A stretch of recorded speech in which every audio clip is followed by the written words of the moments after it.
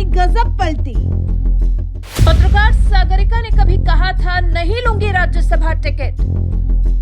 अब ममता ने दिया टिकट तो झट से कर लिया स्वीकार। सागरिका घोष के यू टर्न पर भड़क गए पत्रकार अजीत अंजुम। गुस्से से लाल अजीत अंजुम बोले, अब पत्रकारिता पर लेक्चर नहीं देंगी।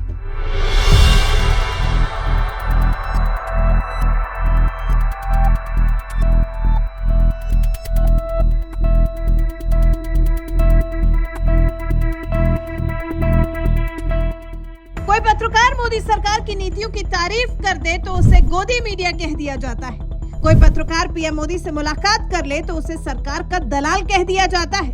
और जब कोई पत्रकार पत्रकारिता करते करते किसी पार्टी से राज्यसभा के टिकट पर संसद पहुंच जाए, उसे क्या कहेंगे?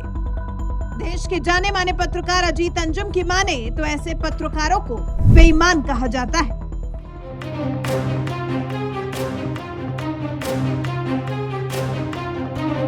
इन चेहरों को गौर से देख लीजिए। टीवी हो या अखबार की दुनिया, इन चेहरों को आपने कभी न कभी जरूर देखा होगा। इनका नाम है राजदीप सरदेसाई और सागरिका घोष, जो पेशे से पत्रकार हैं। और इससे भी बड़ी बात यह है कि सागरिका घोष एक पत्रकार होने के साथ साथ राजदीप सरदेसाई की पत्नी भी है, जो अब जल्द ही राज्यसभा में मोदी सरकार से सवाल जवाब करती नजर आएंगी, क्योंकि पश्चिम बंगाल की सीएम ममता बनर्जी ने उन्हें राज्यसभा का टिकट देकर संसद भेजने की पूरी तैयारी कर ली है।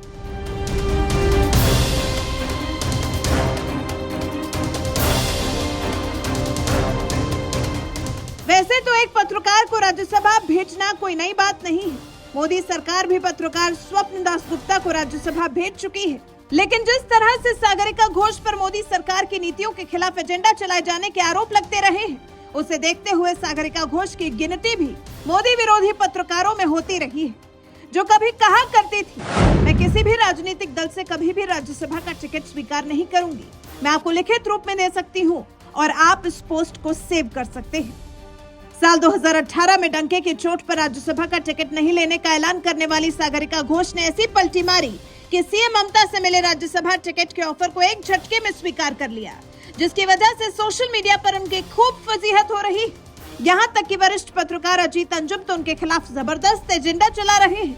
एक ट्वीट में उन्होंने लिखा, एक सरकार की नीतियों का विरोध करते करते दूसरी सरकार या पार्टी से अगर तोहफे में राज्यसभा की सीट ले लें तो ये बेईमानी के सिवा कुछ नहीं। ये भी सेटिंग और गेटिंग का ही दूसरा रूप है। पत्रकारिता पर लेक्चर देते देते सागरिका घोष टीएमसी से राज्यसभा की सीट पा गई। उम्मीद है अब कम से कम पत्रकारिता का पाठ नहीं पढ़ाएंगी। अजीत अंजुम यही नहीं रुके, उन्होंने पत्रकार सागरिका घोष के सालों पुराने ट्वीट को शेयर करते हुए लिखा, क्या ये ट्वीट सागरिका घोष का है? अगर है तो उन्हें बताना चाहिए कि मैं किसी पार्टी से राज्यसभा टिकट नहीं लूंगी जैसा दम भरने के बाद ममता बनर्जी से तोहफा क्यों कबूल किया, टीएमसी की कृपा क्यों कबूल की। अजीत अंजुम का गुस्सा यही नहीं थमा, उन्होंने तो जैसे राज्यसभा के टिकट मामले में सागरिका घोष की क्लास लगाने का मन बना लिया था।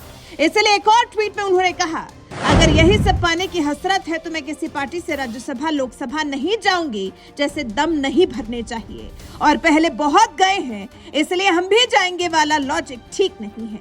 सागरिका घोष के खिलाफ इतना कुछ बोलने की वजह से अजीत अंजुम को ट्रोल किया जाने लगा, जिस पर उन्होंने एक ट्वीट में लिखा, क्या बिगाड़ के डर से ईमान की बात न कहोगे। प्रेमचंद की कहानी का ये सूखती वाक्य याद आ गया। दरअसल सागरिका घोष को राज्यसभा का तोहफा मिलने पर मैंने कुछ लिखा तो मेरे 2 मित्रों ने फोन करके कहा कि क्यों खामखा हर बात पर लिखने लगते हो, इस चक्कर में सबसे अपने रिश्ते भी खराब कर लेते हो, कभी चुप भी रह जाया करो। पहले भी तो बहुत से पत्रकार राज्यसभा जाते रहे, इसमें नई क्या बात है। मैंने कहा जो मुझे लगा लिख दिया, जिसको बुरा लगना हो लगे, मैं इसको सही नहीं मानता। जो सही मानते हैं उन्हें बुरा भी नहीं मानना चाहिए। मोदी सरकार की नीतियों के खिलाफ जोर शोर से आवाज उठाने वाले पत्रकारों में अजीत अंजुम भी शामिल हैं और राजदीप सागरिका भी शामिल हैं। लेकिन जब राजदीप की पत्नी सागरिका को राज्यसभा का टिकट दिया गया तो अजीत अंजुम को बर्दाश्त नहीं हुआ और सोशल मीडिया पर ही कुछ इसी तरह से उनकी क्लास लगा दी, क्योंकि खुद सागरिका घोष ने कभी कहा था कि मैं राज्यसभा का टिकट नहीं लूंगी और आज ममता से मिले ऑफर को छत से स्वीकार कर लिया, जिस पर भड़के अजीत अंजुम ने यहां तक कह दिया कि एक सरकार की नीतियों का विरोध करते करते दूसरी सरकार या पार्टी से अगर तोहफे में राज्यसभा की सीट ले लें तो ये बेईमानी के सिवा कुछ नहीं। अजीत अंजुम की इन बातों पर आपका क्या कहना है? अपनी राय हमें कमेंट कर जरूर बताएं।